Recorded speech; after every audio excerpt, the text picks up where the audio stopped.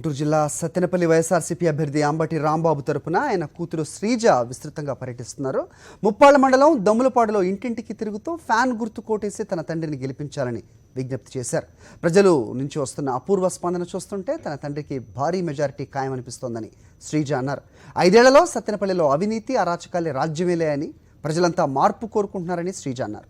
కోడెల శివప్రసాద్ చిత్తుగా ఓడించేందుకు సత్తెనపల్లి ప్రజలు ఎదురు చూస్తున్నారని శ్రీజ అన్నారు.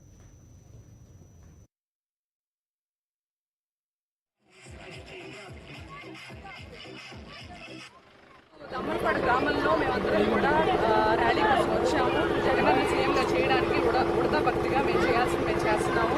అంబటి రాంబాబు గారిని ఎమ్మెల్యేగా గెలిపించడం కోసం, ఎంపీ కృష్ణదేవరాయలు గారిని గెలిపించడం కోసం చూస్తే జనాలందరినీ మీకు అర్థమవుతుంది. వాళ్ళు ఆల్రెడీ మేము విన్ అయిపోయినట్టుగా మాకు